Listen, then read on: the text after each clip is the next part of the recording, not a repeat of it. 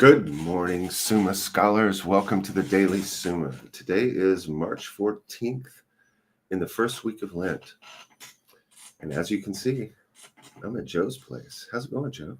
Going good. It's kind of funny being here right beside you. It's a little weird. It's a little weird. It's going to be a little weird to chat with you. But as you can see, I can also have my pipe here. Can't have my pipe in the other place. That's huge. It's huge. It's a big deal. I noticed you don't have your pipe yet. Do you have nightcap? I do. It's full. It's got stuff in it. Mostly, yeah. You might have to check that out after. Okay. Whatever you want.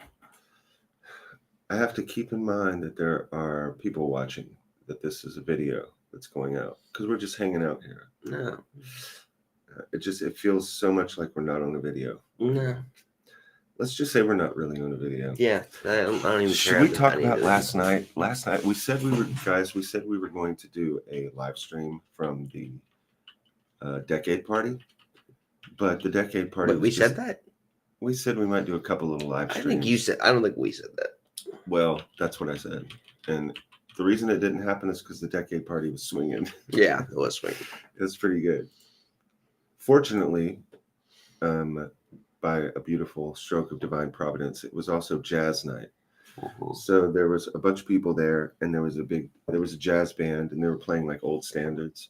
This morning I woke up fighting with my morning prayer was the song Blue Skies Smiling on Me.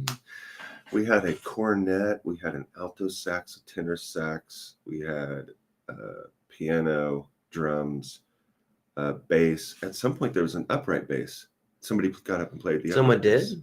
bass. Did you see that? No, I was over with Kev, I think, at that point. There were two basses playing at once. That's cool. There was Adam on bass, electric bass, and then some other guy jumped up and played. Very cool. Yeah, Adam didn't feel as confident doing the upright bass, which I'm sure he's fine, but he probably just feels a certain kind of way about it. Well, he doesn't play all the time. He said he hadn't played for a while. The last time he played, I actually saw him play. It was on the street at that street fest on 4th. Right. But anyway, poor little baby's gotta have his practice in. So. Gotta have his practice in. Yeah. Well, somebody once said, "I'll know my song well before I start singing." I guess that applies to playing too. That's a Bob Dylan lyric, which we'll do our Bob Dylan video at some point. Eventually. We talked about doing a reaction video because Joe is not super familiar with the Bob Dylan catalog, and I am. So then we thought, wouldn't it be cool? Like at first I was just going to I said, I'll take you through a run through of Bob Dylan songs, just kind of from the beginning and show you what progressed and give you a flyover, sort of like we're doing here in the Summa. Do the Daily Dylan. And just a little. We'll do that right after this. Just the milk of Dylan. Yeah, we'll do that right after this at like 8:15. I'll miss work. Yeah. We'll do Bob Dylan stuff. That one will probably actually make money. That'll make sounds like a hoot. Yeah, that'll be good. But anyway, we talked about doing that, so we may do that. We'll see. We'll see if we feel like doing that tomorrow. But anyway, I would talk about just doing that and showing him some Dylan stuff, and then the thought came, well, why not just make it a reaction video? Because I love reaction videos. So anyway, we may do that at some point. That would be on the Craig Kinsey channel. Yeah, you can see such incredible reactions as, that was good. Wow. That's interesting. Pretty neat. Interesting. That sucked. I don't know if we'll get too many of those. I might just throw one out and just. Yeah. Actually, I'll throw in a couple things I think suck. Yeah. Very rarely does Bob Dylan suck. Yeah. But here's the funny thing about it. The couple times that I've thought he sucked, those songs were done by another artist and became huge hits. Yeah, there's one that I heard and I was like, this is the worst version of this song I've ever heard, and I'm sure it's the original. I think it was Rolling Stone. I really don't like.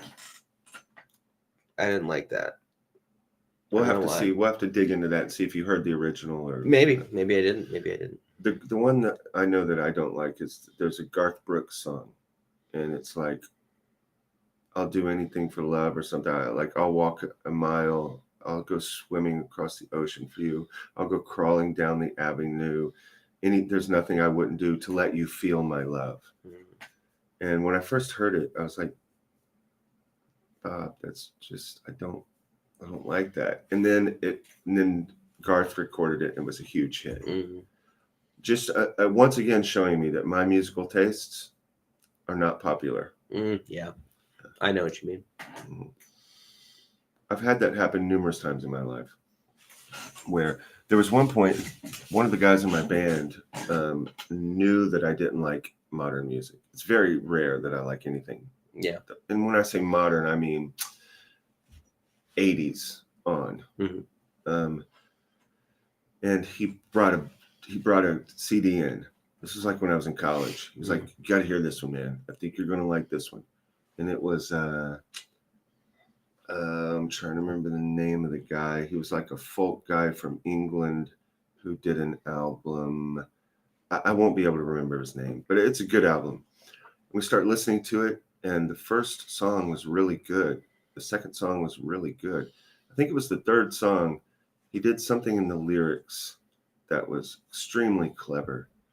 And it was just so good and so old school good that I said, wait a minute, this can't be, something's wrong here. Let me see the CD. And I opened it up. And my friend didn't realize that what this was an album of old Woody Guthrie songs that Woody Guthrie's family had found in his notes, but he never recorded and never made songs of. So this guy took these Woody Guthrie lyrics and turned them into song, wrote music for them, and then did this album. So it's a really good album, but it's all Woody Guthrie lyrics. Yeah. I mean, again, friend, I don't like modern stuff. This is not modern. This is Woody Guthrie. But I will say, though, that when I got out of the monastery, I was in the monastery in the 90s. And when I got out of the monastery, the same friend showed me Weezer's Blue album. And that's a good album. I know. And see, I had never heard it. And by the time he showed it to me, it was already had gone through its such popularity phase that it was starting to get that rebound where people hated it. Yeah. That's just how humans are. Yep. Be aware of that. That's how we are. And try to counteract it. That is the entire reason people hate Nickelback. That's all it is. It's just that swing back. I know nothing about forever. That band. I think they're not like the name. They're not like the best thing ever, right? But there's like this cultural thing that happens with them, with like, Nickelback. Oh my gosh, we can't listen to that because it's so popular. Blah, blah, blah. No, it's not even. They don't even acknowledge the popularity of it. It's like that people don't want to even acknowledge that it could be popular. But everybody, I find, pretty much everybody secretly actually likes Nickelback and thinks they sound okay. Not everyone thinks they're amazing. I don't think they're the best thing, but they're pretty fine. Like, they're not incredible. They're not that bad. They're pretty good. In general, but it's like, oh my gosh, they're so terrible, Well, you heard Rob try to sing "Photograph" last night. You probably heard "Photograph." Yeah. Look at this photograph. I probably. You've heard it, but there's no way you have not heard it. But when I say the popularity thing, I mean, okay, I have a certain little theory on this. Once something gets so popular, but I think the key thing is. And this is just two dudes talking. There's nobody listening. So it's just us chatting, throwing out ideas, spitballing.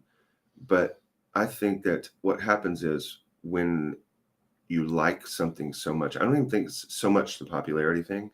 It's like when you like something so much and then everybody likes something so much, there's an opening of your heart that happens. Yeah. And then after that initial opening of the heart, you look back on yourself and realize that you were like a little child and you opened yourself to this band and this music and this experience, and then you rebel against that tenderness. Yeah. It's like this deep, it's like concupiscence. It's like an effect of the fall where you're like, I'm not saying this is conscious. I'm saying this is deep down in your No, unawareness. yeah. You realize, oh, I was all tender and happy about this, and now I'm going to call it stupid and hate it. I'll give you an example of what I mean by this. A friend of mine told me a story about when he was in like grade school, and everybody was jump roping in the gym. Mm-hmm. This is a famous story between me and my friend. I won't say who it is, but he'll know who it is. He'll know exactly what I'm about to say when I start the story. And he said that it was like jump rope for heart or something. It was one of these things where they get all the kids in the gymnasium and everybody jump ropes for 10 minutes and they raise money or something. I don't know what the hell it was, but all the kids are jump roping. And he started jump roping. And when he got it, he smiled. He was like, had that joyful feeling of, you've seen it in your kids probably, when I'm doing it. And then he looks up and the teacher was staring just at him and smiling. And she was enjoying the tenderness of the moment. But when he realized that she was open and enjoying his childlike openness, he immediately stopped and froze up and got angry. Mm-hmm. It's that kind of thing that I'm talking about, that thing in us where we don't want to admit to tenderness and openness. Yeah. And I think when an album has hit you so hard and then you realize everybody's in that tender moment, you enjoy it in the moment, but upon prior reflection, there may be this thing of like, I'm not that, I'm cool. Right. I'm not that. Yeah. I'm not like other girls. They didn't get me. Exactly. I'm not like other girls. They didn't get me. Well, it has I think there's like 3 outcomes of popularity. It seems to me like one is definitely the phenomena you're talking about, because I've seen it, I've experienced it myself, even. I think you're on something there. There's also like a tension between these 2 other things, which is sometimes things are popular which just suck. Mm-hmm. That does happen. It breaks through, like, and the herd goes to something, and it's like, what is this garbage? This straight up just isn't good. This isn't technically good. This isn't interesting in any way. This is very like basic white bread stuff. No offense, Mike, but and then there is the other phenomena which happens, which is something becomes popular, and then it becomes looking for a better word, it becomes crappier as time goes on. Like, you have a band and they're pretty good, right? And they're like, you see this all the time with like people don't listen to the radio anymore, but when you listen to the radio, there'd be like this hit song or whatever on whatever genre you want. It doesn't matter who it is. And it's like, wow, this is great. I love this band. This is awesome. Then you go to the band and all of their songs are not like that song. It's like a uniquely created for mass production, mass consumption song. Mm-hmm. And you're like, wow, you guys kind of suck. You realize it really does suck. This really sucks. Yeah, it was. And that can happen over time for some bands too. Sometimes they'll start out really good and then they'll devolve into something else. So I got the privilege of hearing Weezer's Blue Album apart from any cultural or in mass context. Yeah, it's perfect. And so each song came on, and I looked to my buddy. I was like, "This is amazing. That was a great song. Yeah. Wow." But here's a cool thing about that. As I listened to more and more of it, I thought, something sounds familiar in this production and the way these lines are going, some of the counterpoint lines, because there's a lot of cool counterpoint lines in that album. Mm-hmm. And I said, who produced it, I wonder? And I opened up the CD and I looked, and the producer of the Blue Album is Rick Ocasek, who was the songwriter, producer, and singer for the Cars, that 80s band. See. And so once you know that, you can't not hear it. Like, it's got a firm imprint of Rick Ocasek in that, which I could still, if I was trying to hold on to my thing of music after the 80s sucked. I'm not trying to hold on to that. But if I were, I would say that Ocasek was popular in the 80s, but he's a product of the 70s. He came out in the 70s. Yeah. But I really don't care, because I've kind of reconciled my hatred to 80s music. I went back and listened to some of it a few years ago. Yeah. Because I hated it growing up. I hated everything that was coming out, except, of course, for AC/DC. Mm-hmm. The only thing I listened to was AC/DC. Right. I've told you the story. Anyone who spent the night at my house could not listen to anything but AC/DC. If I bought a new I would buy a new needle for my record player, and it would only ever touch an AC/DC album. Right. I was like AC/DC fanatic, weird. Mm-hmm. But that saved me from listening to all the becoming like an 80s music kid. Yeah. Like that stuff passed and the me by. people who only care, like, this is just anecdote, who cares, whatever. But I feel like the music people of them, the people who are just like 80s is the pure thing or whatever, they are the worst. They simply are the worst. Just throw that out there. I don't even think the 80s music is the worst, but I think the people who obsess over it are the worst type. I don't know why. Yeah, if you're out there and you obsess over 80s music, get out. Check yourself. Just it's Lent. It's Lent. It's a good time for purification and reassessing of your life. I don't even think you can save them. I think they should get off the stream. They're beyond don't salvation. Subscribe. Don't like. Don't knuckles. Don't cancel your membership. Just go crawl in a hole. You can leave a mean comment.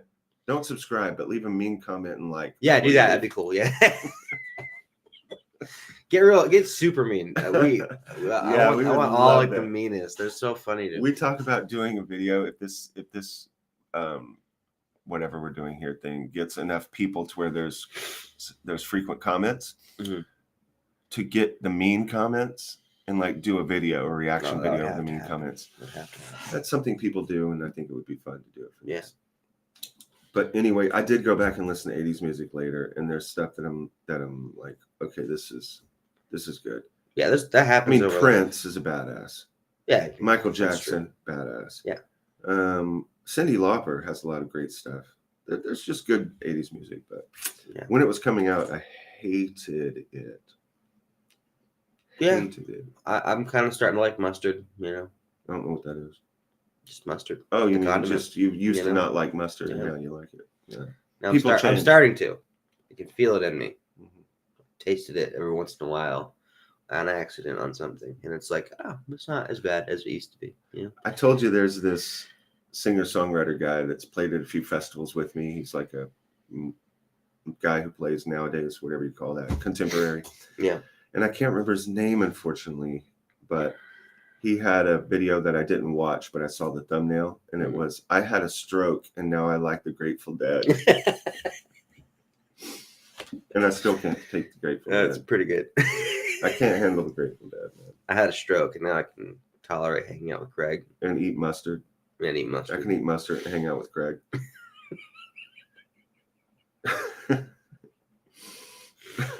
Strokes are maybe not all bad. That girl in Parks and Recreation, the young girl, I'm forgetting the actress's name. The one who plays April. April, yeah. What's the actress's name? Aubrey Plaza. Ooh, good job, dude. She was on Letterman or Late Night or something, and she said that she had a stroke when she was like a teenager. Is that true? Yeah, she was on there. She was talking about how very strange. I just, having seen some interviews and stuff, I would not be surprised if she like said something like that as a complete lie and just to do it. Well, it seemed to have the ring of truth. But sure. They took her to the hospital, and she said that her boyfriend at the time was much older. That would be ultimately a super funny thing to do. If I ever have the opportunity to do something like that, I will, by the way. What, have a stroke? Well, no, but just tell somebody I did. You mean like John saying he shot a fat retard? Sorry, inside joke. But she said that her boyfriend at the time was much older than her, and she was in the hospital. And when all she could do, like her right side couldn't move, or she couldn't feel her hand. And when they asked her how old she was, she kept saying 16. And her boyfriend was going, "She is not 16. She's 18." Dude's life is flashing before his eyes. Oh my gosh. Should we talk about St. Thomas Aquinas? Well, on that happy note, we peed away 19 minutes. So really? Maybe we should. Probably. We're pretty good at doing 20-minute intros. Yeah.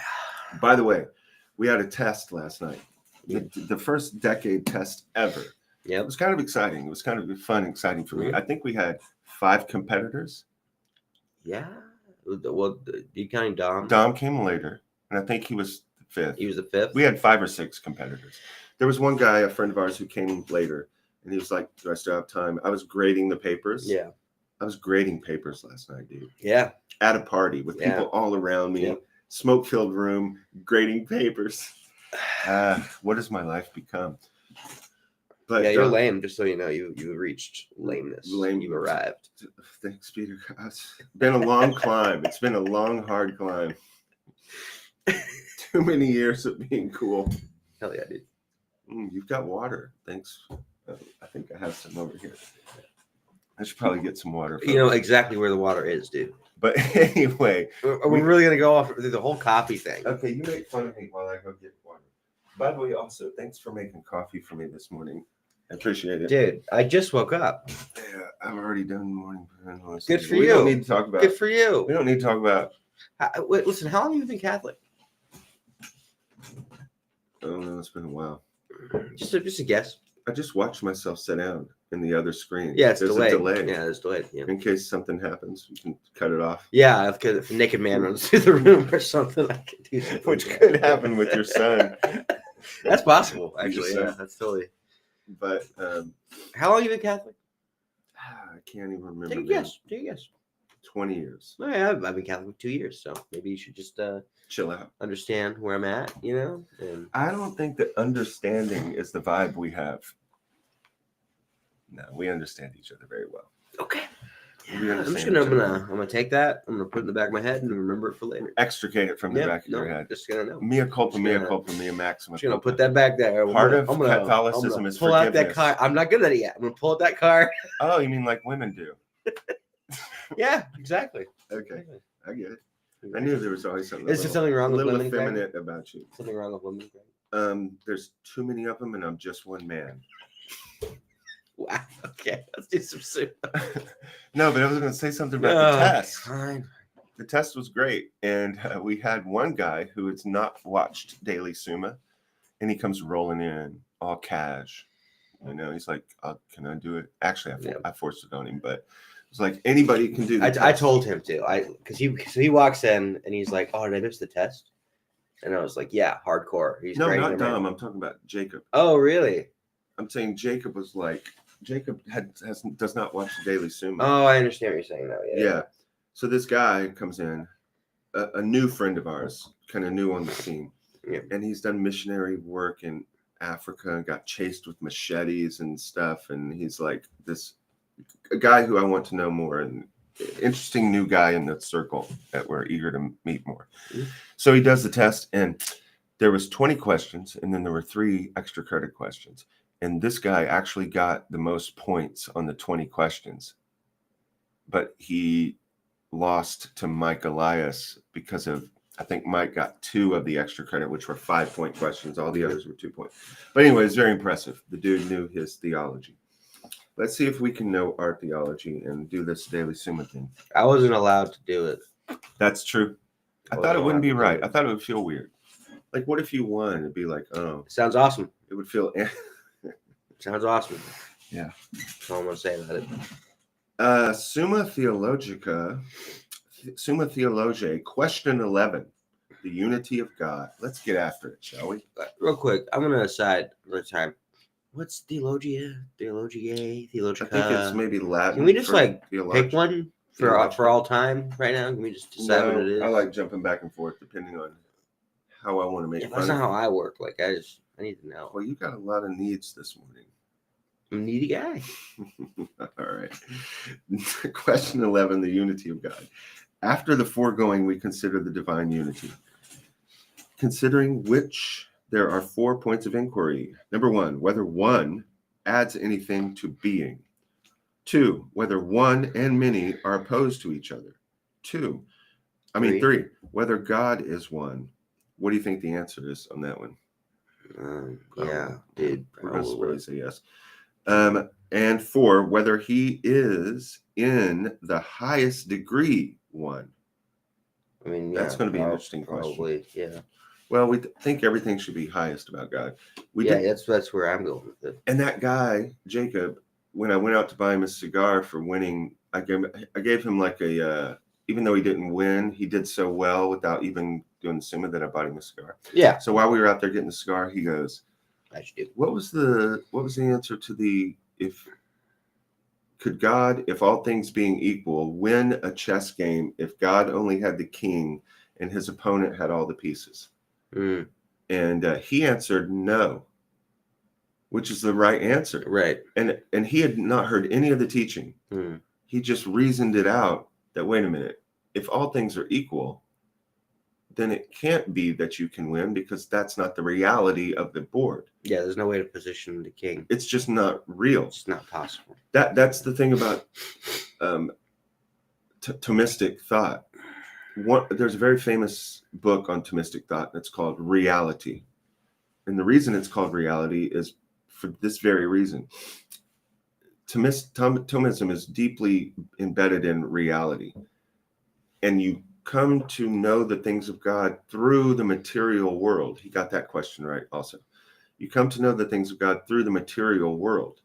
It's the reality of the material world. And you, through induction, go back. That's Thomas's 5 ways. So it's very much based on reality. And it's when you go just into the thought of man, just in your mind, that you make a break from the physical reality. And that's what I talked about with the divorce of the masculine and feminine principle, the divorce of the mind from the body.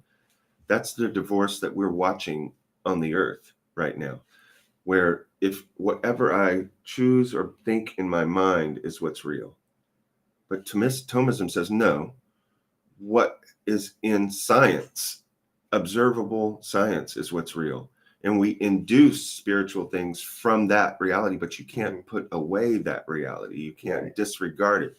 And so obviously the most popular thing now, which is in my mind like a wacky wall walker, just another popularity thing of this time period, but everybody thinks it's full reality. But males are males and females are females. That's like the most popular argument. Well, that's just a clear scientific reality. You start with that reality. You don't dispose of that reality. That brings great confusion. And so, and a truly lost generation. So anyway, that's why this guy could reason it back and say, well, no, not even God, because God's not magic. That's why so many of the atheists are atheists. And if I was taught like they were taught, I would be atheist too, because it's ridiculous. Like the way that God has been taught is like he's the big magic fairy who can do anything. You just, whatever it is, God can do anything. And of course he can, but within reason and within the laws that he set up. And yes, he can do a miracle and counteract them, but that's exactly why it's a miracle. But the way we assess reality, though, being not miracle workers, and then someone's going to say, but some of the saints worked miracles. It was God working miracles through them. That's the reality. God is the one who works all miracles. But we assess reality from the ground of our being, which is in this material world. So you assess reality from the realities of the material world.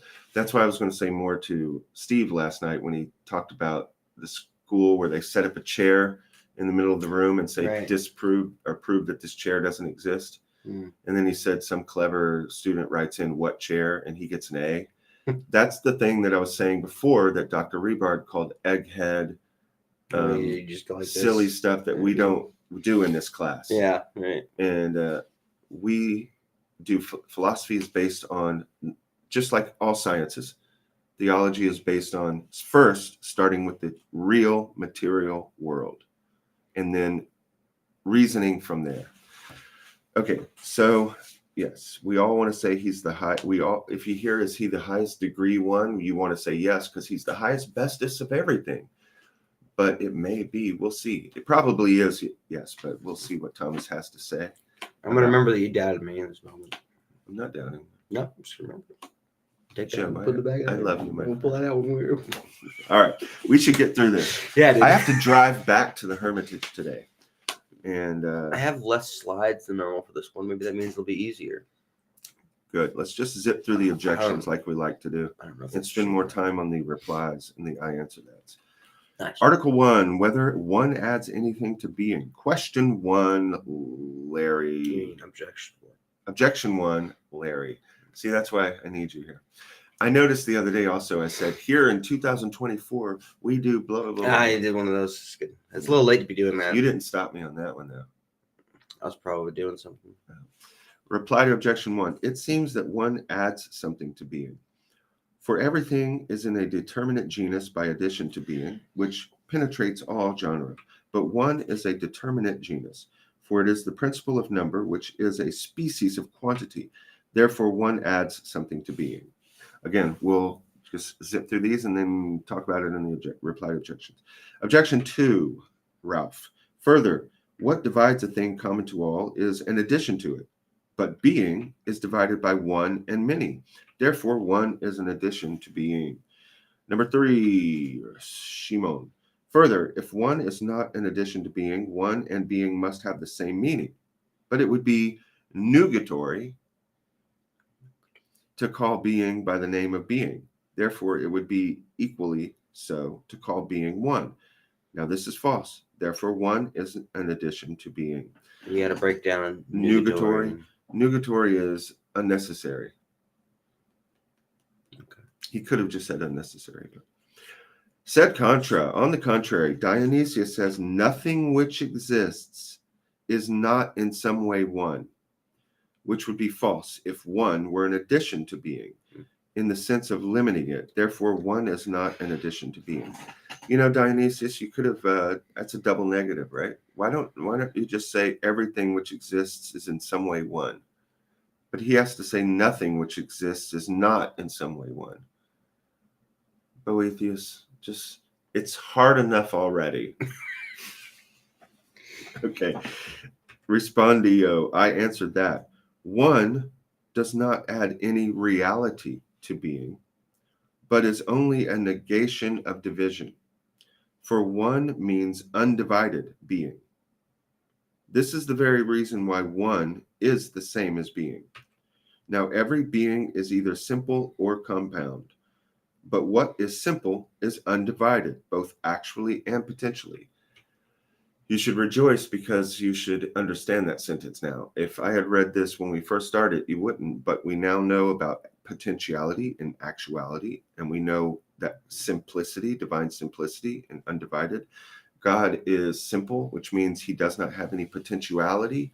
He is full actuality.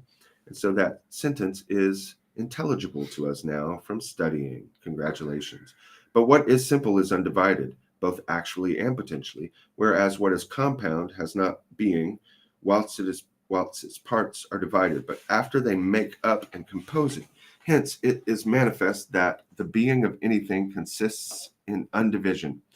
And hence it is that everything guards its unity as it guards its being. That's an interesting way of putting it. Everything guards its unity as it guards its being. Shomer Shabbos, guarding the Shabbos. Everything, too, guards its unity. I would love to talk to Thomas and ask why he used that term. I did look over in the Latin to see what that is. Custodit, I guess that's like custodian root. Custodian. I just wonder why he says guards its unity. Almost like it's an intentional act of everything. Right. It's definitely not a flippantly used word. Yeah, it's an interesting way to put it. I would like to hear more from St. Thomas on that. Okay, reply to objection 1. Some thinking that that the one convertible with being is the same as the one which is the principle of number, were divided into contrary opinions. Now he's going to go off into, and this is a time where it's really apparent we're going to be doing a flyover, because what he's about to talk about is the different ideas of one of ancient philosophers, and you can get into some really heavy weeds in this. Right. And obviously we're just doing a flyover, and it's very convenient that we're doing a flyover, because this would go into, you could probably spend a semester on this page here talking about unity, modes, what one is, the different ways that the ancients saw one. but let's just do this quick flyover and get a quick understanding of a thousands-year-old discussion. Okay, so here's the different opinions. There were differing opinions about one. Pythagoras and Plato, seeing that the one convertible with being did not add any reality to being, but signified the substance of being as undivided, thought that the number applied to the one which is the principle of number. So he's going to say that they equivocated and conflated the number one, which is a rational idea. Mm-hmm. It's a rational reality. They conflated that with a reality of being, of actually existing being, which is weird. It gets complicated because the idea of one does actually exist, but we're talking about being as such, ipsum esse, the actual existence of being. It's like the word good. It's hard to say good get to the word good without saying good. Right. Just remember, folks, there's deep mysteries here on this earth. Okay, and because number is composed of unities, they thought that numbers were the substance of all things. This is very interestingly similar to the Jewish thought that God created the universe through the letters of the Torah. And remember that the letters in Torah are also numbers. Their number system was their letters. Right. The numbers we use now are Arabic numbers from the Arabic language. And so he's saying that Plato thought that the numbers were the substances of all things, that everything breaks down to numbers in a substantial way. Not that you can use numbers to describe everything, but everything actually is substantially numbers. And the reason that's interesting to me is, as I said, that's what the Jews say about their letters or their numbers, that everything is made and composed of the numbers or the letters of the Torah. Avicenna, however, on the contrary, considered that one which is the principle of number added a reality to the substance of being. Otherwise, number made of unities would not be a species of quantity. Thought that the one convertible with being added a reality to the substance of beings, as white to man. So Avicenna, who I believe was Muslim, correct me if I'm wrong, but I'm pretty sure about that, he thought that numbers were a separate substance that added something to being, as white is added to man, or brown hair to man, so most like an accidental. Muslim, yeah. Okay. Thank you, Joe. This, however, is manifestly false, inasmuch as each thing is one by its substance. For if a thing were one by anything else but by its substance, since this again would be one, supposing it were again one by another thing, we should be driven on to infinity. So Thomas has already said substances are one, which is it was on the test last night and I just blanked on the word, the suppositum. So so one substance is like a nature. So the substance of horses, horsiness. But one individual horse is the suppositum. That nature or that substance is in this one manifestation, this one suppositum of a particular horse or a particular man. And so he's saying that if you add a one to that, that's another substance, then I'm not sure why he says it would go on into infinity. But supposing it were again one by another thing, we should be driven on to infinity. If it were one by another thing. Mystery. I don't get it. Dr. Rebard, in the comments, could you explain that, please?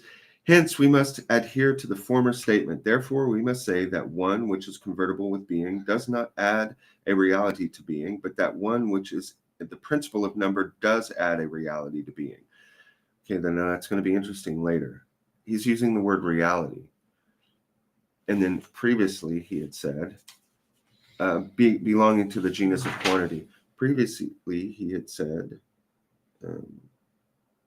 one does not add any reality to being, but is only a negation of division. for one means undivided being. And then here he says in his reply, one, which is the principle of number, does add a reality to being, belonging to the genus of quantity. Perhaps he's qualifying it that way. He's saying one does add a reality to being seen under the aspect of the genus of quantity, which now is a purely logical distinction. Right. Reply to objection 2. He's coming back on Ralph. There is nothing to prevent a thing which is in one way divided from being another way undivided, as what is divided in number may be undivided in species. Thus it may be that a thing is in one way one, and in another way many. Still, if it is absolutely undivided, either because it is so according to what belongs to its essence, though it may be divided as regards to its outer essence, as what is one in substance may have many accidents, or because it is undivided actually and divided potentially, as what is one in the whole, and is many in parts. In such a case, a thing will be one absolutely and many accidentally. We've gone through this before. He's just saying a substance is one. The accidents, so I'm one substance as one man, but I have the accidents of gray hair, hazel eyes, being tall. It's all these things. So the accidents may be many, but the substance can still remain one. On the other hand, if it be undivided accidentally and divided absolutely, as if it were divided in essence and undivided in idea or in principle or in cause, it will be many absolutely and one accidentally, as many as what are many in number and one in species are one in principle. Hence, in that way, being is divided by one and many, as it were by one absolutely and by many accidentally. For multitude itself would not be contained under being unless it were in some way contained under one.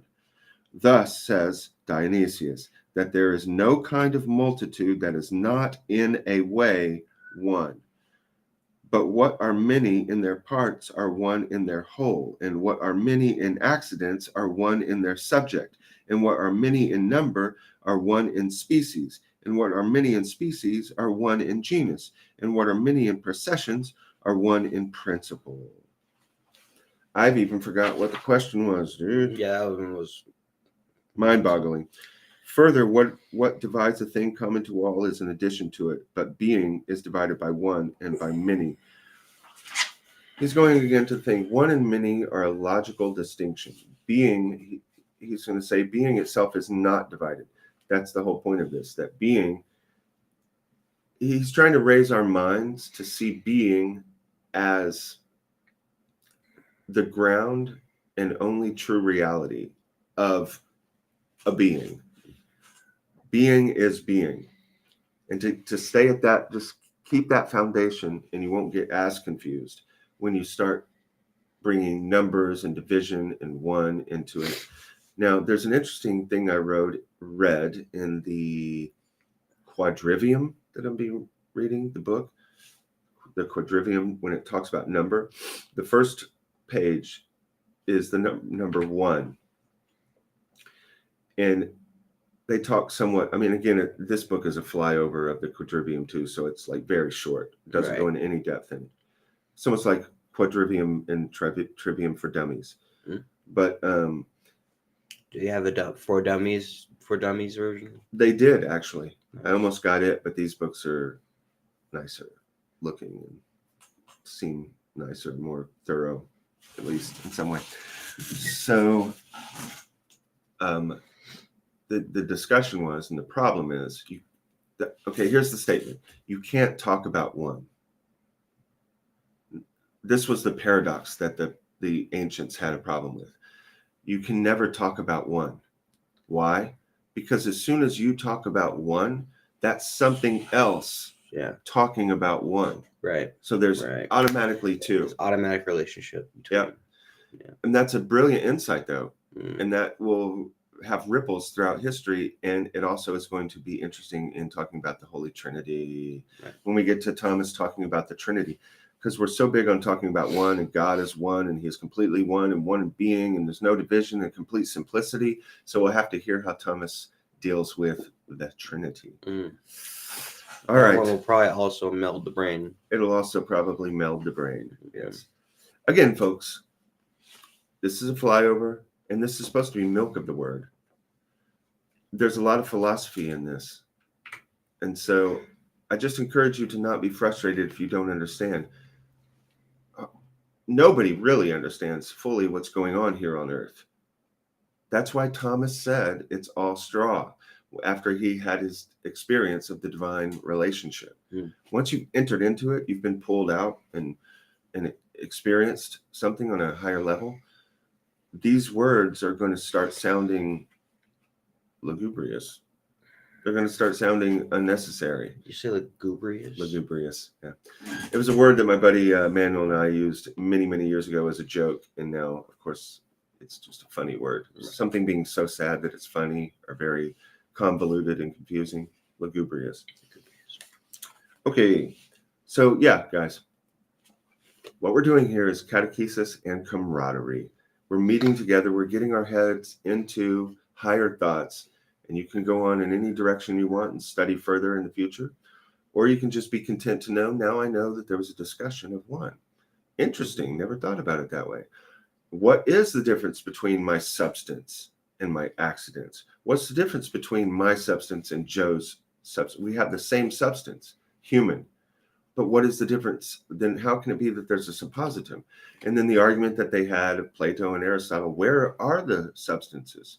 Where does my substance reside? Is it in heaven or right here in me? And if it's not in heaven, then how? And then in comes Christianity with other thoughts on the Trinity and then God's action and everything. And of course, really, when the incarnation happens, when the one expresses himself in the world of many, in the world of fractured vision, then now what? And how did you even have a world of fractured vision if there's really just one? A lot of questions, folks. This should stir up thoughts for your day. Thoughts for the day. Okay, reply to objection 3, which is Shimon. It does not follow that it is nugatory to say being is one, for as much as one adds an idea to being. Again, I would love to, you could spend a lot of time on this one page and start analyzing, well, wait a minute. Why are we saying that one does not add any reality to being, but it is only a negation of division? And then we later on say that one adds something to being. And then we say one adds an idea to being. And what does it mean to add an idea to being? I hope that you're sufficiently confused because, again, what we said is this is all straw. It should lead you to further meditation. It should lead you to talk to God. It should lead you to ask questions of the Lord while you're driving to work today or while you're doing your whatever activities or while you're having your pipe out on the porch. Out of shot. How do you do this? Do what? How do you keep moving out of shot constantly? Because, well, you're just trying to get me closer to you. That's so sweet, Joe. You're so clever and tricky. All right, guys, it's all straw, but meditate on these things. Realize there's more depth to grow. There's more dark paths, and those paths lead to your treasure. It's in the dark cave that you don't want to go into, that the treasure is hidden. And also remember, little Therese says she's glad she doesn't have any of the knowledge in any of these books. She prefers simplistic or simple prayer and love with God from the knowledge that she has of Jesus and the truths of the faith. So that's why our logo has, after the book, the straw. After the straw, the rosary or chotki for meditation, silent prayer. And then finally moving to the silent dove under the staircase. The staircase being all this logical thinking, all this analytical ideas. The dove that's humble, trembling under the staircase with the fire of the Holy Spirit above her. And then, as I said before in a previous video, spending enough time, sufficient time as the trembling dove under the staircase, you will draw down the compassion of your divine lover who will see you trembling there with all the wolves and the hawks flying around, and he will come down and grab you. And then in the embrace of your divine lover, you will experience another kind of trembling, and the trembling of being a lover and a beloved together. And then you ascend. And as Teresa says in the seventh mansions, that little dove flies away. And you finally are released from the shackles of this present game, this present perception.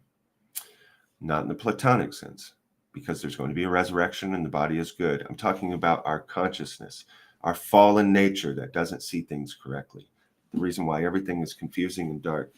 There will be freedom through prayer, sacrifice, and love. Amen. Amen. All right. Have a good one, guys. We'll see you bright and early tomorrow at the